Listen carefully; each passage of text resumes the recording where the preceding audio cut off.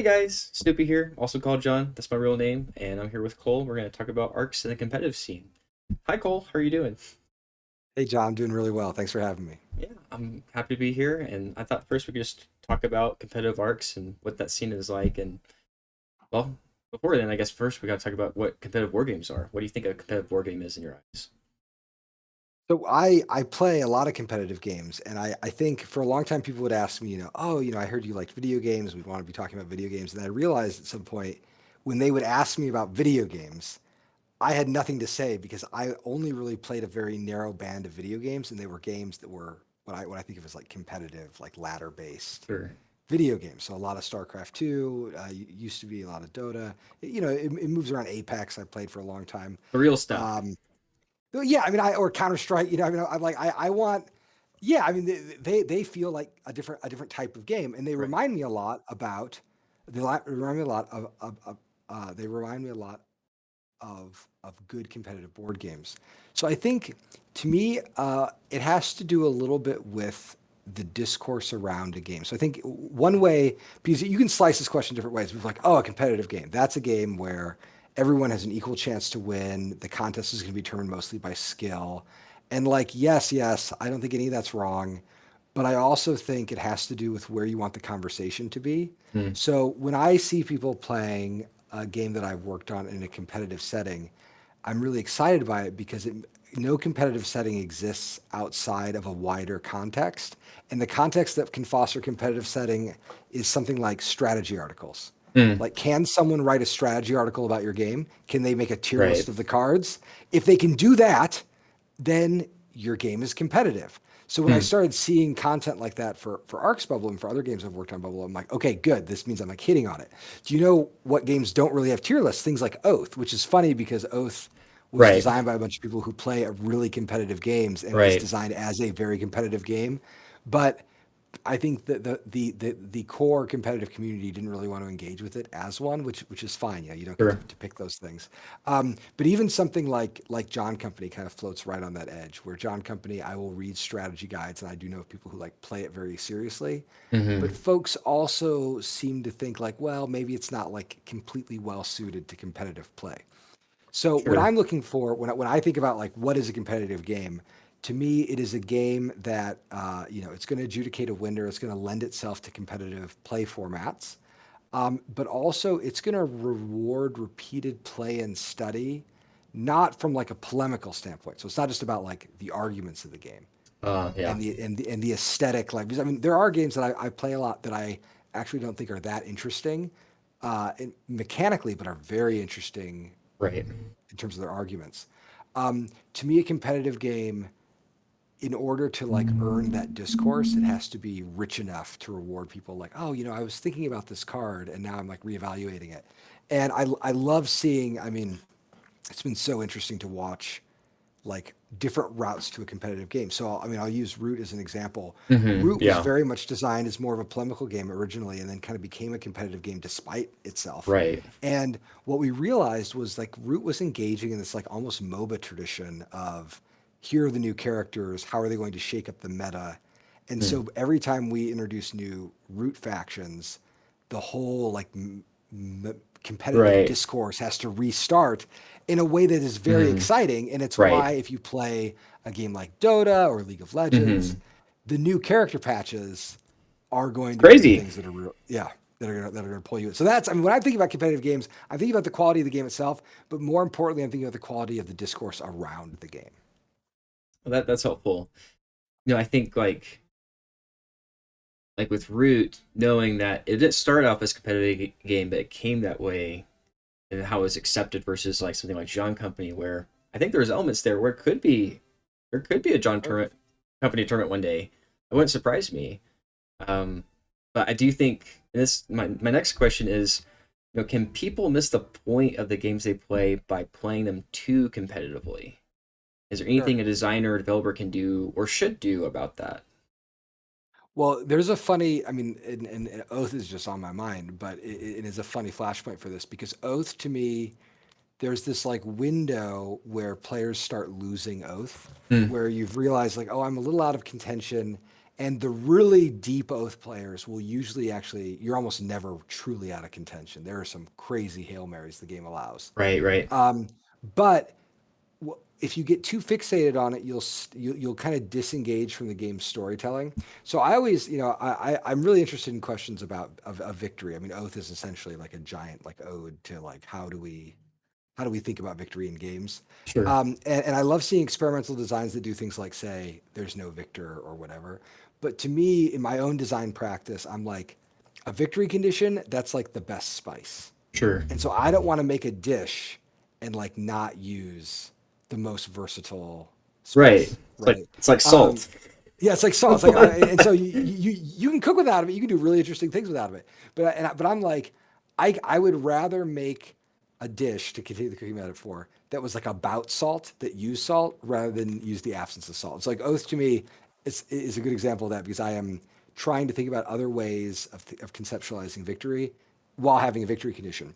Now, I do think that sometimes the competitive, like ultimately, ultimately games are engines of narrative, Right. and I mean narrative in a really broad way, not just Sure, sure. storytelling, but like they are telling stories about math, about mechanisms, about everything. They are these narrative engines. Hmm. um, and I think sometimes what can happen is players get so like clued into winning, which is good, but they start to like not see the rest of the design. And Sure. this can cause problems. I know of other, I can think I was actually talking about this with Matt and Hunter once about Hmm. TI and how Right. there's like a funny thing in TI where you can like I think TI when like optimized for victory, I like don't like it that much. Yeah. But I like love TI if we're playing it a little fast and loose. So Right. my favorite way of playing TI is like speed TI. Hmm. Like give me the 5 hour game of TI. It's like one of my favorite games. But the problem is you make the in that context, you're going to make a lot of mistakes, which for a Yeah. certain class of pet player can be really frustrating. Hmm. And the true TI heads will say like, well, that's actually undermining the quality of the game because you're saying that the game is only better when players are worse at it, which I Right. think which is a fine thing to say. And I'll say to my own design practice, like I made this game about the Opium Wars a few years ago called Infamous Traffic, and I've been working on the second edition very slowly. And Sure. one of the things about it is I think that the game is more interesting if players play worse at the beginning of the game. And I like part of the challenge of the second edition is like, how do I create the weird play What's the positions carrot so to that dangle in front of them to do that? yeah, I need them to behave like a little goofily Hmm. because, and this is something that I think about a lot, and we can talk about this in context of arcs of like, how do you reward players for taking big risks Right. and like Yeah. pushing themselves out there because it makes the game state more interesting for everybody else. But you need to properly incentivize those actions. So it's a funny balance, in my own design practice, I think one of the things that surprises people the most when they play games with me in person or when they play games with other staff members is as a studio, we are very competitive people who are very detail oriented, who Right. also care basically nothing about winning. I couldn't tell you like how Right. many games I have won or lost here. And we were all trying to bring our A game. And there are people at the studio who are better player. I mean, I am like actually not a very good player at many of the games that we work on. I have Sure. moments. But mostly we are working at the service of the game, and I treat them sometimes like theater prompts or things like that. Right. I get a little hesitant about talking about that because I don't want to undermine the degree to which we balance things and that we also like think about the competitive scene. It's like a really present element of our own design practice. Yeah. So continue that thought, but think about arcs in this then, because arcs originally was this massive storytelling game that through the design process you realize I need to split it into two parts. And so like you had the second part, the base game. When did you realize, hey, I think should be a competitive game? When we were working on Oath, we had this rule that was like basically Oath will not work as a campaign game if the individual scenario isn't good.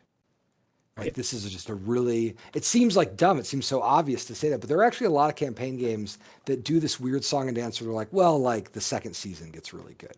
And I was like, Sure. no, like every game of Oath has to be excellent.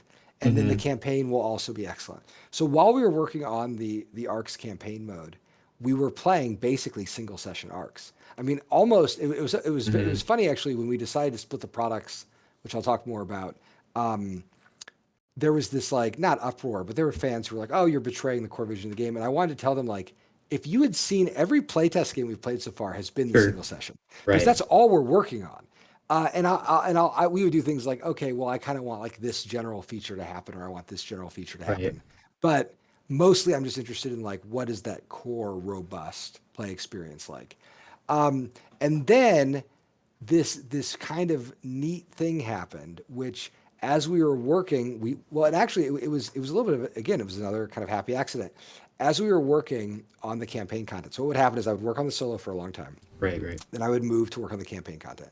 And this is before we had really started like properly staffing up the project.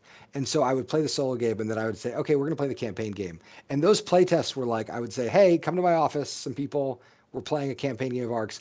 And we would like screw around for a few hours and Right. it was not working. It was, nothing was working. And then eventually I remember saying like, okay, let's just do a single session. I want to test some of the victory point dynamics, and we worked out the victory point dynamics. This was back when we had a very like TI style victory point system with a little Hmm. cascade, Right. Right. and we had one of these games, and then I was after the game was over, I was talking about some features that would kind of add political elements to the game, and we were talking about it, and I was like, boy, people, this is a lot of game to chew on.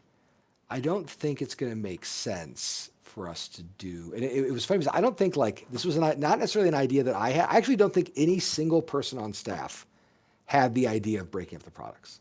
I think instead, everybody who was playing it, I think principally myself and Nick and Kyle and Josh, Right. at, at the same time was like, okay, we need a tutorial mode. We need some kind of baseline thing. And then that was what we ended up playing. And it was really funny because I don't want to take credit for that idea, but I also don't want to give credit to anyone else on the team because I do think it was this like, we were all looking at the same thing, Right. which was that like, this game is very peculiar and we have to figure out ways of like making it transparent. And then there was this moment where so Kyle is a really interesting person to playtest with. He doesn't do a ton of playtesting, Sure. part because he's in Utah, and also when he comes on projects tends to be like he comes on very early and also very late. Hmm. Um, but he was playing it and he was having a great time playing arcs. I was asking about it because he was a really good arcs player, and he was like, "Well, I like grew up playing a lot of Rook, and I like really like trick Yeah. taking No, that games, makes a lot of and sense. it just dials into something." And then Nick has a big background in competitive card games, Mm. and Nick also like me grew up in the Midwest playing a lot of German trick takers. Like Oh, that was sure. like it just growing up with me was euchre with Nick Sheepshead, Hmm. and I mean also spades and hearts, and then Right. like things like that. And also I mean I am always I love again we all have a kind of competitive minded people, and at just a certain point we were like, oh, this design is actually robust enough by itself, which then answered this other problem, which is one thing I had never really liked about Oath, was that with Oath, I could never sell it at a show and tell people they could play it that night. Because sometimes Right. people at a show, they'll buy a game, they're like, I would love to play this tonight. And I always tell them, like, Oath is really not a great title for that. And with ARCs, we were working on this heady campaign stuff. And at the same time, we had this like very clean, fast playing science fiction game. Right. And I was like, well, we could just do them in separate boxes. Hmm. And then if we can kind of keep them in their own order, and then there was always this question of like, is the base game going to be like enough? Um, and for people who weren't playing arcs or who hadn't done development with us, I can see a world where they might be a little nervous Yeah. about splitting this up because there isn't a lot of precedent for it. No. A lot of games that have base versions or core versions are like pale imitations of the full campaign game, Right. and that's just not true of arcs at all. No, I definitely agree with that.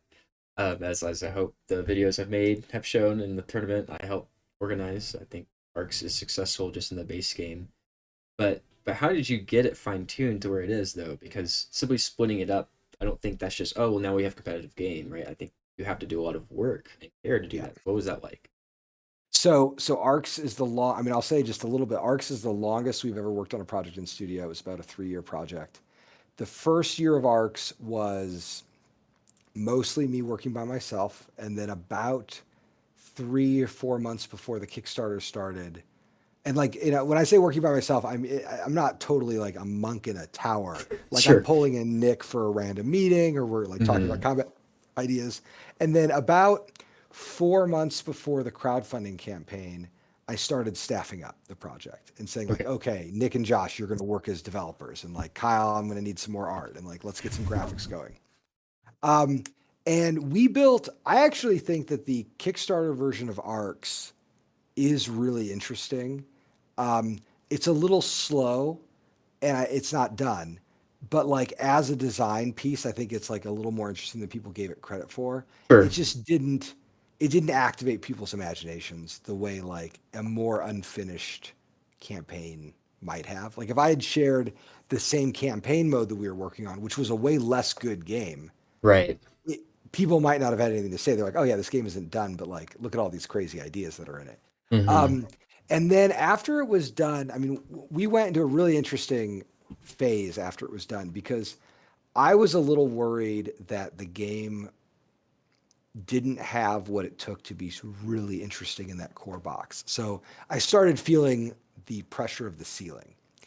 And so one thing that ARCS benefited from is several times during the process, I like froze the team and I said like, stop, we're going to stop working on ARCS for a while. I'm Right. going to work on like one little part of it, or we're going to break out and do small group work, but Hmm. let's not try finishing it. And the first time that happened was actually right after the crowdfunding campaign, because we Right. went into that campaign thinking this is the most polished thing we've ever done and people are going to love it. And then when some of the initial reports came out and they were a little middling, we were like, what is happening? What weird disconnect? And I Right. think there were basically two things happening at once. So one is the campaign looked super polished and the game was fairly polished, but because it didn't play as polished as the campaign looked, there was dissonance. Right. And that dissonance, people were like rating the game. We had this goal when we were working on the crowdfunding campaign of anybody who goes to the Kickstarter page should be able to be playing ARCs within 30 minutes. And so we made the Wow. rules really approachable, and Right. people did play it. What we didn't realize is that anybody who plays arcs in 30 minutes is then going to rate arcs in 2 hours. And so Yes. all these people started rating the game, and I'm like, why are you rating a game? It's not done. So Right. that was problem one. That was like the thing one that was really like that I think caused a fair bit of consternation. Right. And the second problem, I think, let me think about the right way to put this. Hmm. I can like there's just I have I have all these feelings about the arcs crowdfunding campaign. Oh, it's 2 years So almost. So yeah, it's been a bit. So yeah, so the first problem was that like there was this level of polish that the game had that we didn't have. Like the game was a little out of sync with that, which I get. The second thing is I had wanted so badly to get arcs to be to that level of polish. I had stopped doing core design work when mm, I probably should have kept doing it. And right. so, Right. the biggest example of that are the victory conditions, right? So when we were working on arcs, we kind of like used a placeholder victory system, which everyone on staff like really liked. Um, but I think I was like the person who's a little grumpy about it because I was like, well, it's not as expressive as it needs to be. It's like not able to hold the rest of the game. Right. So after the campaign was over, I said like, okay, let's try these other ways of folding in the campaign content into the core game and see if we can find other ways of like rejiggering some of the core systems. And so that summer was spent like it was actually a pretty rough summer because I was just like unbuilding this thing. And the hardest tension that I feel in my own work is the freedom to unbuild something after you've raised money for it, where you're like, no, you have to Sure. tear down the Right. house. And so I worked all summer on this like what we called scenario arcs. And at the end of that period, I brought scenario arcs to Gen Con. The idea here was like, okay, maybe if people like the campaign so much, what if we take slices of the campaign and we just move them into a single Right. session format? So they're playing like an episode of Mm-hmm. the campaign. And I brought it to Gen Con and I played it with people and they liked it and I hated it so much. And it just like it wasn't working. And so over September, I went like, that was a moment of like, close all the doors, close the windows. I just need to think Right. about Don't this. talk to me. Yeah, don't talk to me. I need to sort through it. And then in October, I presented the ambition system to Mm. the team, and pretty quickly, like blocks just started like assembling, Right. and the core game jumped into almost its present design form, like within 6 weeks. And it was like Mm. the ambition system just like locked it in. And what it was is it was giving players this sense, right? So that was like that collectively is problem one of like why I think people didn't like it. I kind of skipped ahead to stuff, but I forgot to mention problem two. The second reason why people didn't like arcs is the randomness. Yeah. There was this Yeah. discomfort with uncertainty and risk, and I have dealt with this. Like John Company is a game about uncertainty and also a game about culpability and how those things Mm-hmm. relate to one another. And I think Nick coming from playing sheep's head with his grandparents or whatever, Mm-hmm. and me play, you playing euchre by the pool, like in northern Indiana, and just card games, card games, card games. Yep. The idea that you would be dealt a bad hand to me is like, well, that means it's a good game.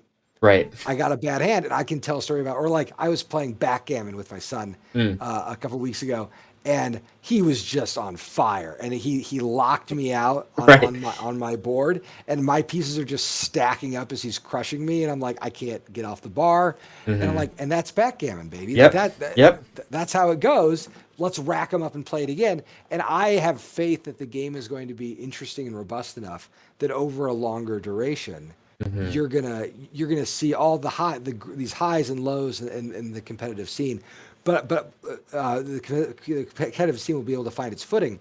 But I think when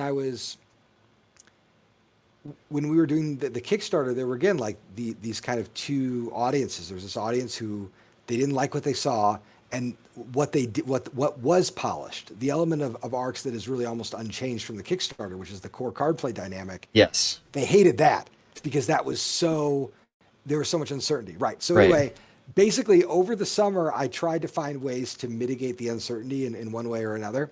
And also ways to fold in campaign stuff. All that failed.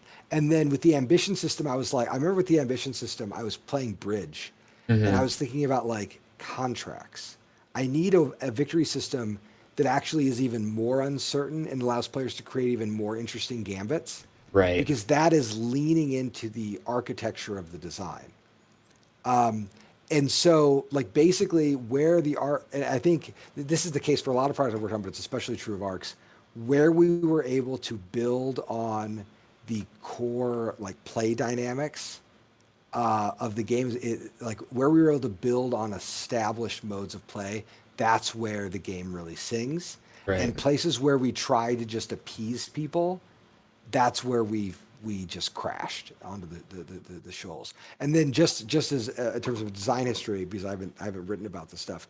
After we got the base game working really well in the fall, we took it to PAX Unplugged, and this is PAX Unplugged 2022, Right. and it played really well, and the people who played it really had a good time, and it was like, okay, this is good. And then I went back to the campaign game at that winter and had a similar, oh my God, this is a giant mess moment, and had to spend another 3 years in the dark, or not 3 years, 3 months in the dark, trying to rebuild some of that stuff. And Right. then basically by March 2023 slash April 2023, so I mean, a little over a year from now, or a year Yeah. ago Yeah. from this moment, that's when the campaign gelled enough that I said like, okay, let's now rebuild all the campaign content in this new rubric. And so it took Mm-hmm. like, I don't know, about 6 or 7 months of collecting Right. all those notes and trying to put them in the new ARC system. And we were doing this rapid thing where we would say, okay, work on the base game for a month,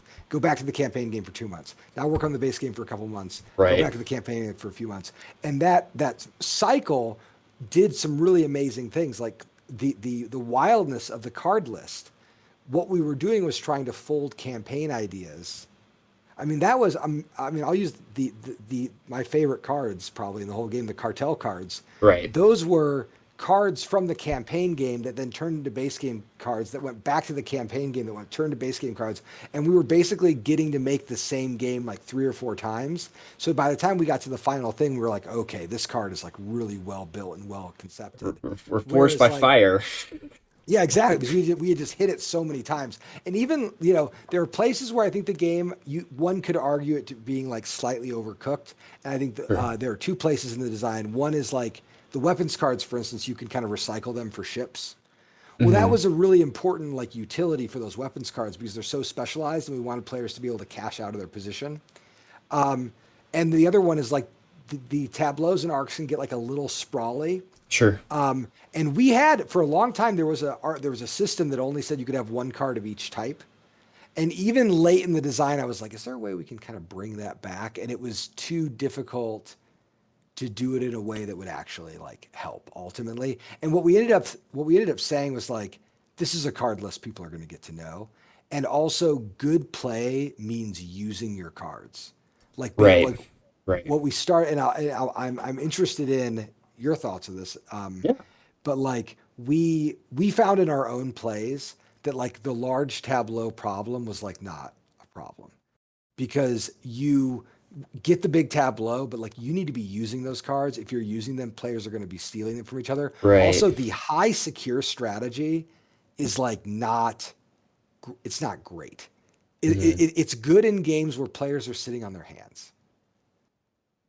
Yep. And that can pay off, but it's a gamble.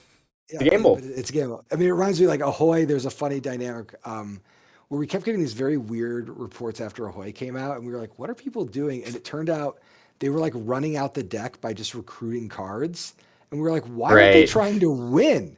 And so, we had an option. We were working on Ahoy. I asked Nick, I'm like, Nick, do you want to add cards to the deck, or should we try to address this? And Nick was like, I really don't want to address it because it would be rewarding really bad play.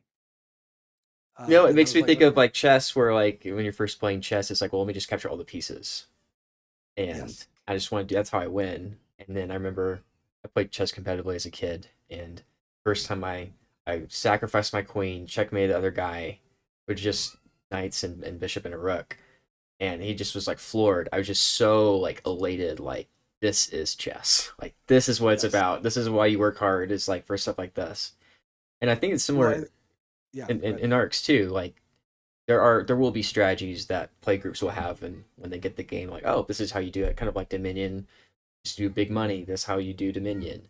And but from my experience, that is not the quick strategy. There really is very few options, and even those don't work consistently. So I still don't know what the meta. I would Uh, love to do mhm. like some strategy puzzles for Mm, discussions. Like one of my favorite ones is you leading a high admin card, let's say, and putting an influence on every card in the market.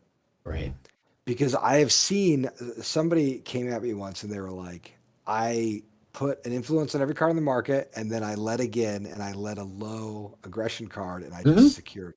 And I'm like, yeah, Yeah. that's totally fine. But you've used 2 of your 6 turns.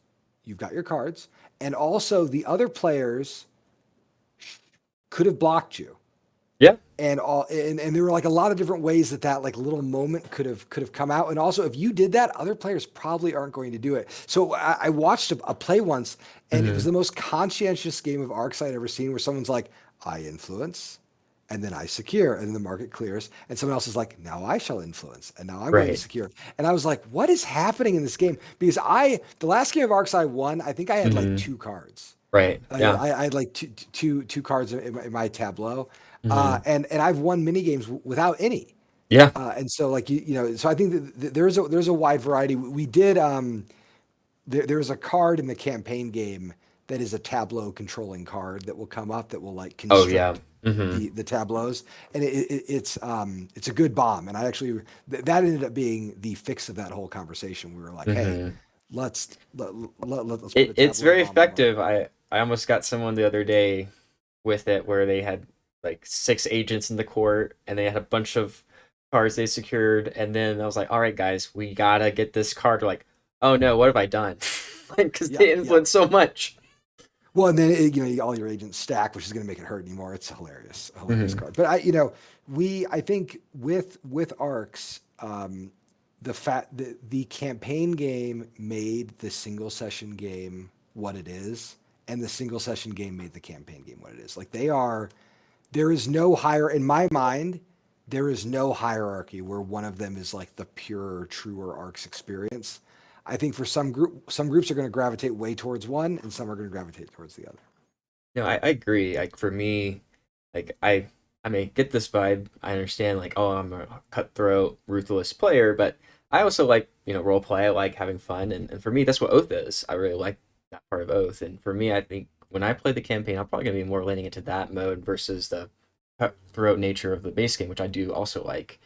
Because I agree. Like I think it is like chess-like, and the strategy it's can be very zero sum. One of the things we noticed in the tournament was the small talk was very minimized, like the table talk, the diplomacy, which was fascinating to see that people were trying to do it, kind of like root, like, hey, let's not let this guy win.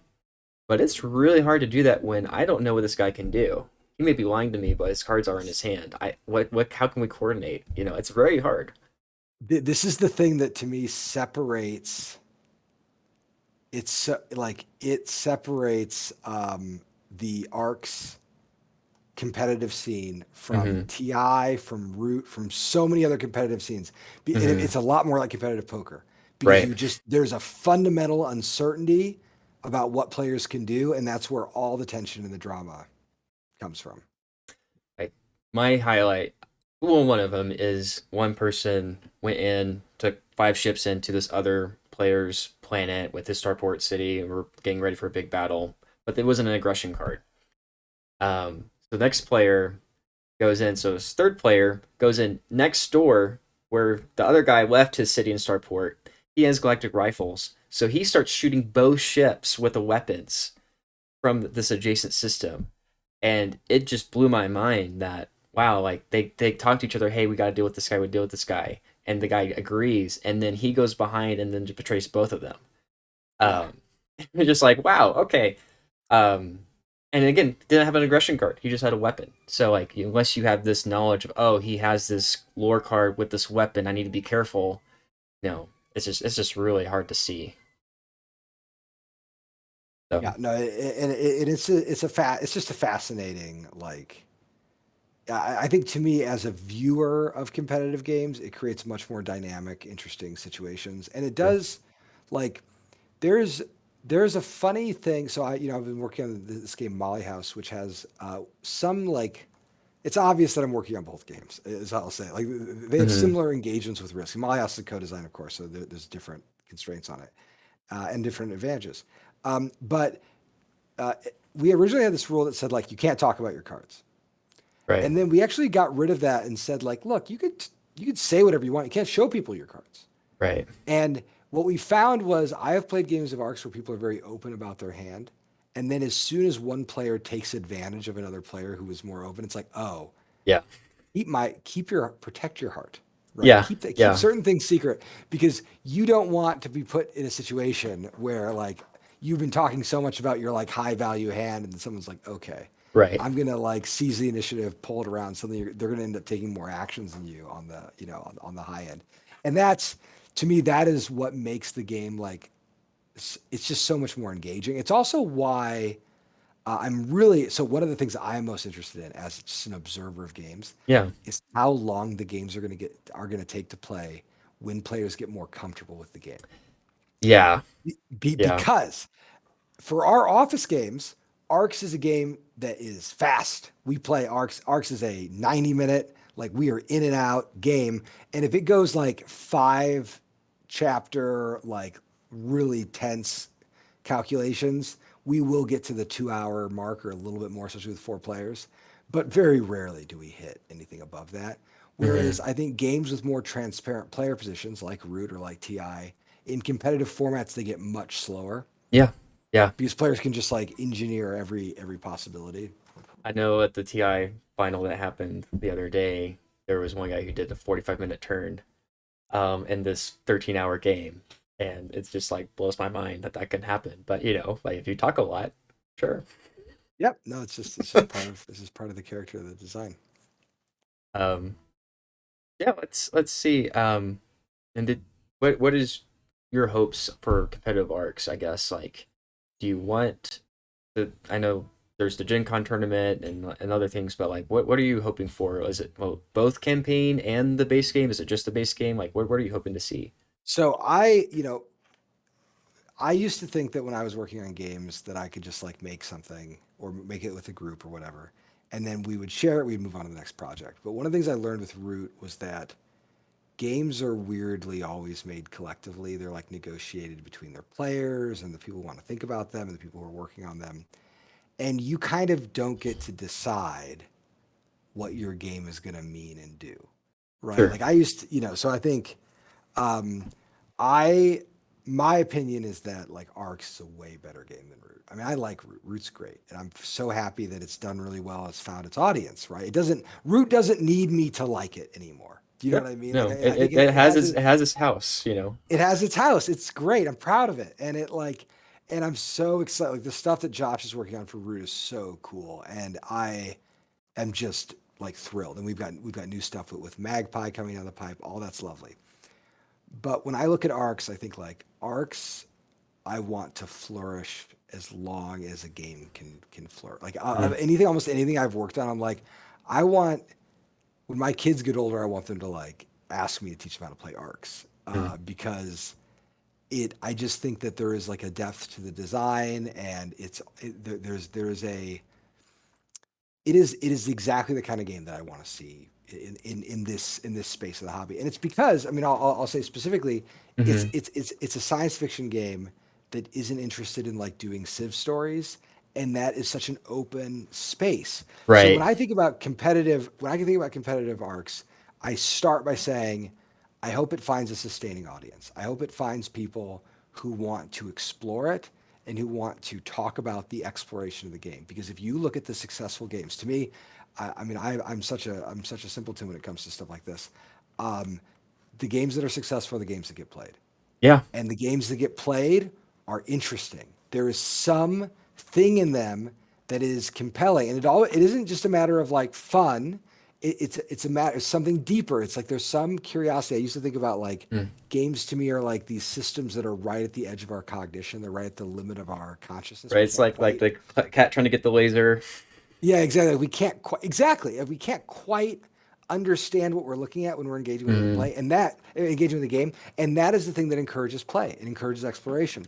And so, like when Dominion came out, Mm. and I was playing it a bunch with roommates and friends, I remember thinking like, oh, Dominion, there's like something kind of amazing happening here. Yeah. It has to Yeah. do with the way the action system works and the deck building dynamics and the feedback loop. Of course, there's like a Sure. little like a kind of lizard brain thing happening here, um, but also I want to understand this thing more deeply, and that to me is something that games, especially analog games, are so good at teasing us because it's like, well, you know the rules, you do understand it deeply, but Right. you're not seeing everything.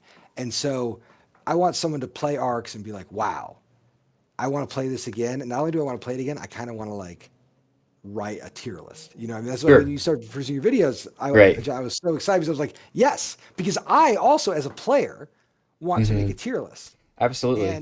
and and to kind of like say like, okay, well, and then the really fun one is like, all right, now that I've made the tier list, what are the circumstances under which this C tier card is actually like better than any other Exactly. card in the deck? And those Exactly. circumstances like totally exist because I mean some of the low tier like weapons cards, for instance, if you're low on ships, the value of turning a secure Yep. action into 3 build actions in a specific location is like off the Huge. charts. Yeah, it's huge. And so I'm like, okay, yeah, I want that for the game, and we designed it so that it could be expanded. Like there are Hmm. other ways of designing decks. In fact, we originally we were going to put more guild cards in the deck, but Josh made a very good argument for keeping the deck as a unit of play and that like we would treat it like a root deck where you like, Yeah. and now let's do an alternate deck. But like I'll tell you, other decks can be written. There's lots of room for different leaders and lore Hmm. that can be designed still. And we're happy to like keep building that content. Although I think it's going to take a long time for people to like really explore. Agreed. There's a lot I in the mean, box. it's like we made four games at once. I mean, I had Yes. this, and I think when there's a goofy picture of me somewhere. I don't know if it ever got posted of me holding all the Arcs expansions that had just come in, but when people start getting their copies physically, they're gonna Hmm. realize like, oh, this game, it's like they did everything that we had previously done in Root, but are releasing it at once. You Yes. know, I think competitive arcs in the context of the campaign game, I think is really interesting. My body can't handle it. I love arcs as a campaign game, but it was sort of designed for like a younger man Sure. who was more, or a younger person who was like willing to jump into it. So it was funny when I talked to Matt and Hunter about it. They're like, Arcs campaign, the tournament, and I'm like, you're insane. This is crazy. Um, but they see. I mean, the thing is, all the things that make Arcs a good competitive game in the short term, or in the short game, are still present in the campaign Yes. game. Yes. In the campaign game, we spent a long time thinking about plotline balance and how Right. like I actually would love I love the notion of someone being like, oh, my opening draft, like the same strat. Like I mean, here's the way I want to put it. Maybe I don't know if I would ever want to play in a campaign tournament, but I would love to read a campaign strategy article. Right. And if people Right. are writing campaign strategy articles, they're also going to want to write. They're also going to want to help run tournaments, because I think that the question of like should you pivot and win? I mean, I won as keeper in game 2. I was Hmm. playing the caretaker rather. Right. I Right. was playing caretaker game 2. I had tons of cards. I had a bunch of unlocked lore. I had lots of guild. And I was like, okay, well, game 3 is kind of like me recycling all of this. But I could try to win What by if I just pivoting kept it? away. What if I kept it? And here's what I really like about how that decision is structured in the game. If you pivot after a B after Act 2, if you're running an A, Hmm. you are giving up your grand ambition scoring. And so if you think you're going to win the game on a power race, you're going into the game with like a smaller engine than the other players. And so I'm making this calculation of like, okay, do I like you know, my all my tech isn't really going to help me win as survivalist, but I might be able to just like win this in a power race. And then someone else pulls flipping gate wraith, and I'm like, all right, can I win? You know, it's a blind bid. You know, you're not sure who's Hmm. gonna. You're trying to translate all the different plot lines, and I think like that strategy discourse around plot lines, pivoting, you know, like summit negotiations, all Yeah. that stuff is so When do you fascinating. And help? Were you yeah, just a well, yeah. helpful neighbor? When do you help exactly? And I mean, it's so interesting too because I find like I play the campaign game with my partner, my wife sometimes, and she likes war games. But if we're not playing a war, so when she plays a war game, she's very competitive and is a Oh, good general. my wife But is in the too. but if we're not playing a war game, she won't fight me as a, just a, she's like, yeah, I'm farming over here, you know, Yeah. playing Agricola. You take the wood this turn. That's fine. And so we were playing arcs that way, and she kept completing her plot lines like 3 or 4 cards from the end of each game. And she looked at me and she says, like, this feels like a little easy. And I said, well, I'm not fighting you. And if I were fighting you, that's where the rest of that tension comes from. And Hmm. so either you can be investing that looseness in your board position for the next game to try to win the race, or you put that pressure on me now. Yes. And she was like, okay. And we played the first game where she just tried like outrunning me. She's like, I'm just going to be investing. I want to Right. walk into every one of these games with like the maximum like position. Hmm. And then then after that campaign, we did another one where we were just at each other the entire game, and it was fast. It was a fascinating Yeah. like study of two games. We almost played with a lot of the same plot lines too. Mm. And so you know, all the plot lines are like they are designed to be played multiple times. And I'm just so interested to see like what arcs looks like after you know a year of people playing Yeah. it. But unfortunately, I don't get to decide if the game gets a competitive scene. That's up to No, everyone else. no. But you are part of the process, and Yeah, that's as true. We can direct resources at it, which I'm like, mhm, and that's, I mean, when we were planning out our Gen Con booth, one thing that we said was like, we want our objective for Gen Con is to like introduce ARCs to the wider world. And so we want a lot of people playing it and we want people talking about it. And then if the conversation is good, then people will keep talking about it. I mean, I can get very like dewy eyed about this because I actually do think that one thing that I love about the world of board games is that, in video games, people tend to find like one type of game and go really deep in it. Hell, I'm still playing StarCraft 2. yeah, In board games, uh, players are more promiscuous. They float around. They get whatever's new. They're yeah, when I go to my local game store every week just to walk around, I see the same group of people walking around, being like, White Castle. I've like heard some stuff about yeah, this, yep, and then they play and react, and so it is a much more robust like marketplace of ideas, which is why I'm like always a little hesitant to say that. But like a lot of people are, the games to me that like really hit and do well in the board game space are proven titles as opposed to like flavors of the month. And it was funny because sometimes, when Gloomhaven was rising through the ranks, oh yeah, I yeah, remember I talked to somebody who said like, well, do that many people really play Gloomhaven? It's so big and heavy. And I was like, they do though. It may not be you, but like there are a lot of people who are really investing in Gloomhaven and playing it because if they weren't, the game would be rated much lower and less. right. I'm hoping that Arcs like finds and resonates with its audience because just as a designer, the arcs, I would be happy to spend the next 2 years of my creative life working on arcs. There is so much stuff that can be like built out, and we've got all sorts of like new plot line ideas and things that we want to build. But we kind of have to like see that from the bottom up first. Absolutely. Did you watch the tournament at all? Did you have a highlight or anything you wanted to talk to me about with that? Oh my. Okay, so the tournament was lovely. I watched maybe 5 or 6 games. It was happening kind of as we were finishing the game. So there was Right. this funny thing that would happen where I'd be in a play test and then I'd be like, okay, I've got to do graphic design. And then this is like very last minute small graphic design. And Right. I would just keep the tournament games on the back.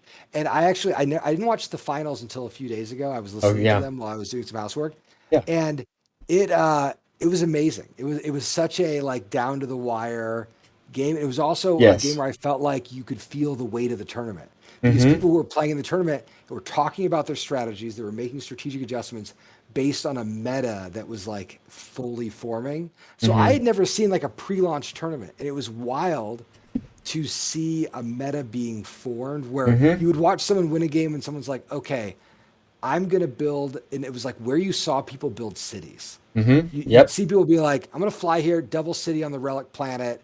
And like I'm like, oh, you've just told the table that you have like a lot of fives in your hand, or whatever. You know what I Yep. mean? Yep. And so I was starting to see a lot of those dynamics. And so there wasn't like a specific moment. It was like just the quality of the chatter changed. Yes. And then I also very much enjoyed watching your two-player game with Tom.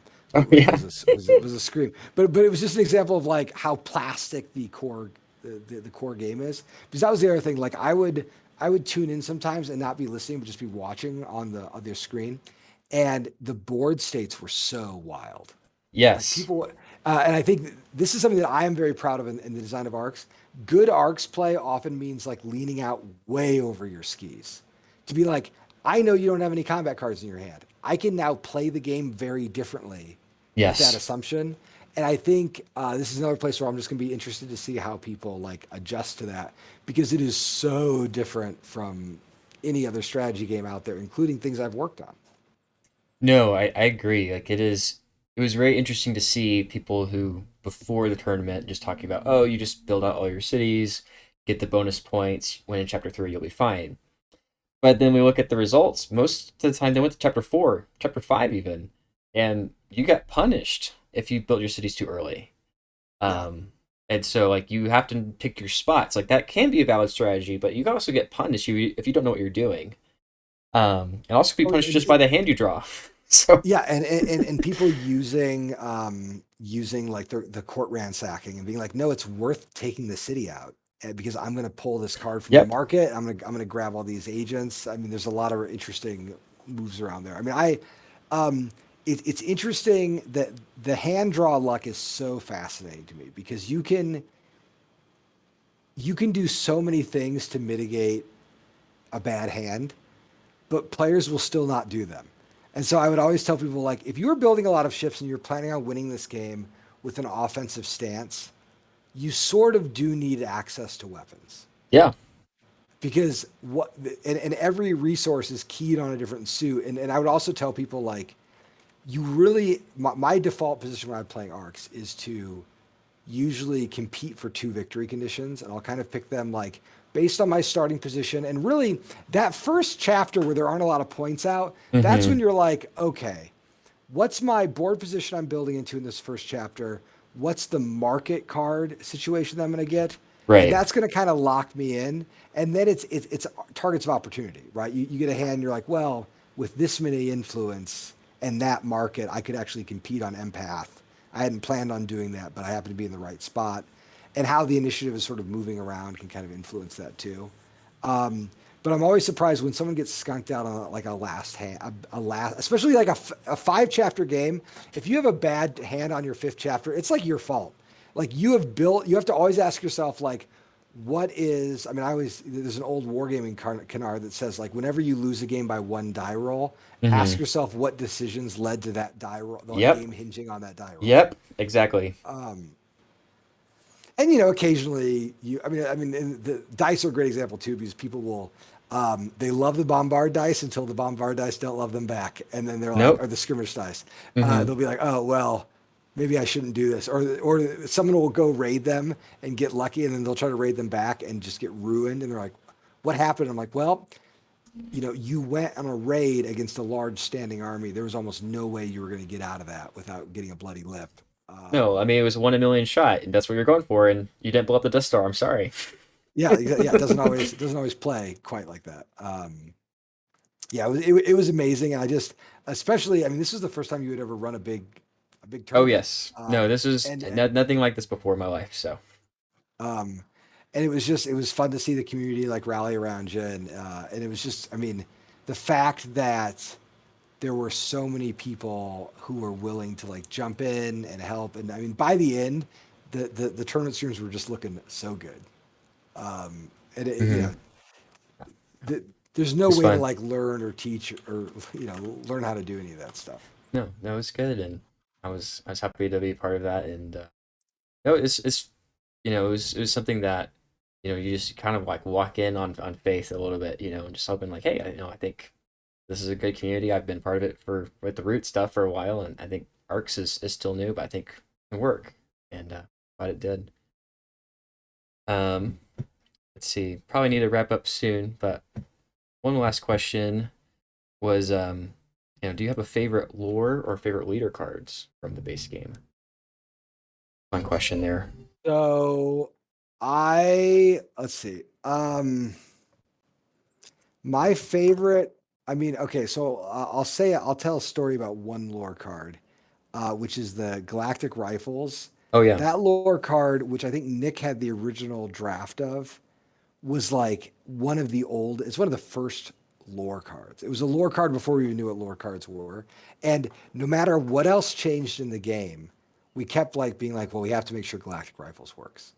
And it was this Right. lodestar where we're like, yeah, we want a game where this can happen. And when I'm doing game design, sometimes what I'll do is I'll make a list of like abilities or plot beats or something that I want to exist in a game, and then I will every once in a while have like a gut check where I'll go back and I'll say like, is this power still viable? Is it still power? And Yeah. it's so like, and it's the simpler ones. It's like cloud cities, right? Like, is it possible to do this? Yeah. Okay, great. Like we have to make sure that those ones are still working. And so a lot of those were ones that were pretty early in the design that we wanted to preserve. Whereas like some of the later ones, like the X's favor or whatever, like the keeper's solidarity, those were like a later. versioning where we're like, well, we're not sure exactly what kind of powers can exist in the game, but we can use this templating to stop them from being too strong. Right. But I really like. I think that some of those early ones like Tool Priests, Cloud Mm. Cities, Galactic Rifles. Um, the one that the Signal Breaker that stops the Yes. intercepts. I Yeah. love that card. I love how it just changes how you approach and treat the dice. I think it's hilarious. Hmm. Uh, my favorite leader is like probably. I love Noble. I think Mm. Noble's great. One of the really hard ones to get the balance Yes. right, and some Yes. people still have feelings about it, but that's okay.